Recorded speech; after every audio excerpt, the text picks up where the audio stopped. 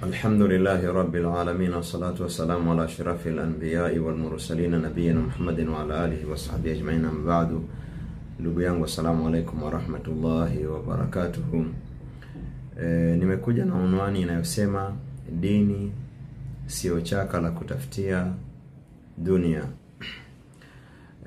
Unwani hii nimeitohoa na kuizalisha kutoka katika baadhi ya aya nyingi na hadithi za Mtume sallallahu alaihi wasallama ambazo nimezisoma na kuzitaamali, kuzitafakari juu ya presentation yake, juu ya matamshi yake na mazungumzo yake katika kuizungumza dunia. Na nilipozisoma hizo aya na kutaamali, ndio nikapata hii unwani inayosema dini sio chaka la kutafutia dunia. Na kuna nukta ambazo kama 5 hivi nimeziona au dondoo ambazo nitaziorodhesha katika hii klipu fupi kama mazao ya uelewa wangu katika kuielewa hii dunia kwa mujibu ambavyo imezungumzwa katika dalili za Qur'ani na hadithi za Mtume sallallahu alaihi wasallama.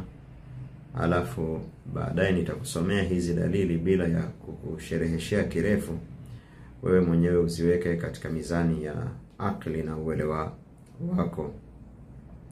Nikianza na unwani, kwa nini nimetumia neno chaka katika unwani? Dunia nini? Dini sio chaka la kutafutia dunia. Kwa nini nimetumia neno chaka? Kwa sababu ndugu zangu katika imani, katika mambo ambayo ni mengi katika wakati tulionao katika hii akhiri zaman, katika mambo ambayo tunayo na yanachukiza katika dini, ni kuwa imekuwa ni jambo la kawaida sana kwamba watu wanatafuta dunia kwa anwani ya dini, au wanatafuta dunia kwa amali za kidini, kwa amali za kiibada au za kiakhira. Wanatafuta dunia kupitia amali hizo,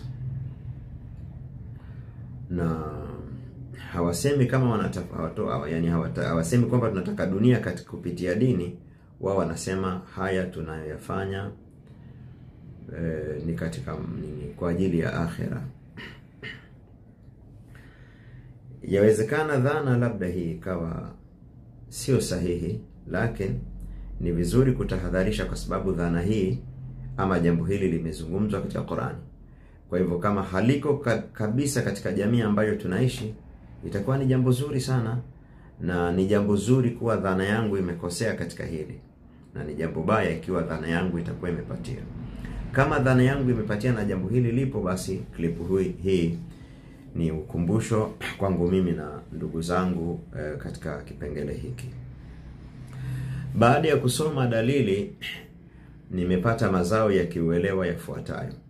Jambo la kwanza, ni haramu kutafuta dunia kuwa na malengo ya kidunia, ya maslahi ya kidunia kupitia jambo la dini. Nitataja dalili baadaye. Jambo la pili, ikiwa mtu atakuwa amefanya jambo la kheri la ibada, lakini ndani yake ana nia ya dunia, nia hiyo inabatilisha amali hiyo, yani mbele ya Mwenyezi Mungu Jalla waala haitakuwa na thawabu. Jambo la tatu ni kuwa ni halali kutafuta dunia katika amali za dunia, yani ni halali kutafuta dunia nje ya amali za akhera, kutafuta dunia kwa amali za akhera, kwa sababu amali za duniani, kazi za duniani ziko mafungu mawili. Kuna amali kwa ajili ya akhera, yani ni piwa amali hizo ni ibada, na kuna amali zingine ni dunia, ibada ni kama vile amali za akhira ni kama vile kujenga misikiti, kujenga madaris, kuwapa watu sadaqati. Hizi ni amali za kidini. Na amali za kidunia kama vile watu kulima, kufungua viwanda, kufanya biashara na kadhalika. Hizi ni amali za dunia. Kutafuta dunia kwa amali ya dunia ni jaiz, ni jambo ambalo linajuzu.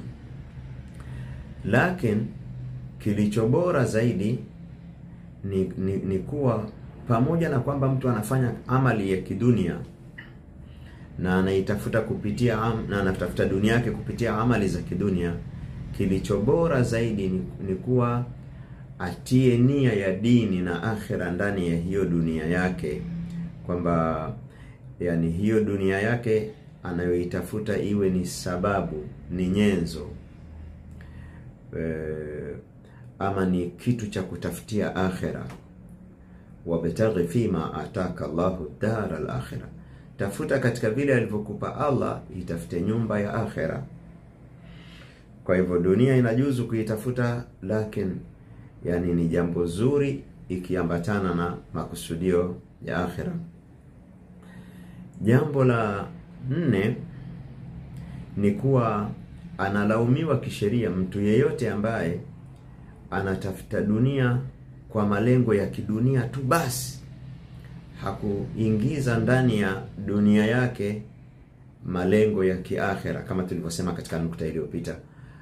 Yani ameitenganisha dunia yake na akhira yake totally. Hilo ni amrun madhmumun, ni jambo linalolaumiwa kisheria. Namba 5, jambo hili linalaumiwa kisheria kwa sababu dunia hii msingi wake hasa ni imekuwepo ili iwe ni shamba la akhira. Yani msingi wa uwepo wa dunia, pamoja na kwamba tunatenda amali za duniani, lakini hasa msingi wake ni kwa ajili ya kutafuta iwe ni shamba la akhira, ni uwanja wa kutafutia akhira. Waqalu alhamdulillahi alladhi awrathana al-ardha natabawwa'u min al-jannati haythu nasha. Watu wa peponi watasema tunamshukuru Mwenyezi Mungu Azza wa Jalla ambaye alitupa uwanja wa duniani kwa ajili tukawa tunajiachia na tunajitanua kwa ajili ya akhira vile tutakavyo. Kwa hivyo dunia ipo kwa ajili ya akhira aslan, alafu mambo mengine yakawepo, mambo ya halali ya kidunia yasiyokuwa ya kiibada, yasiyokuwa na alaka na ibada na mafungamano na ibada, yakawepo taban kama tu jambo kiambata. Lakini kwa hivyo hii dunia, haya mambo kiambata haya yakiwa yatakuwa yamefungamana na lengo la msingi, itakuwa ni afdal zaidi. Jambo la 5 na la mwisho kwa leo kuhusiana na mazungumzo ya sheria kuizungumza dunia ni kuwa sheria inapendelea mtu awe na zuhudi. Zuhudi ni tafsiri yake inaweza kuwa ngumu kidogo, lakini zuhudi ni kuna msamiati wanatumiaga vijana, yani si murua sana kutumia, lakini nakosa neno lingine. Zuhudi ni kutokuishobokea dunia, kama hili neno litakuwa halina maana mbaya, yani ambalo nimelitumia. Kutokuilimbukia, kutokuwa na ulimbukeni nayo, kutokuwa na tamaa nayo, tamaa iliyozidi. Na zuhudi haimaanishi uharamu yani wa kumiliki dunia, la, lakini zuhudi ina maana pamoja na maana tuliyoisema, ina maana ya kuishikilia dunia yani mkononi yani huitii moyoni, unaishika mkononi, usiitie moyoni ibakie dini na Mwenyezi Mungu Jalla waala na mambo ya akhera. Yani dunia ibakie mkononi, alafu hiyo iliyobakia mkononi yani uitumie kuwa ni silaha ama ni nyenzo ya kutafutia akhera. Hizi ni mambo 5 haya ambayo tumeyatohoa kutoka katika dalili mbalimbali kuhusiana na hii dunia, na tukapata hii unwani ambayo inasema dini sio shamba au chaka la kutafutia dunia.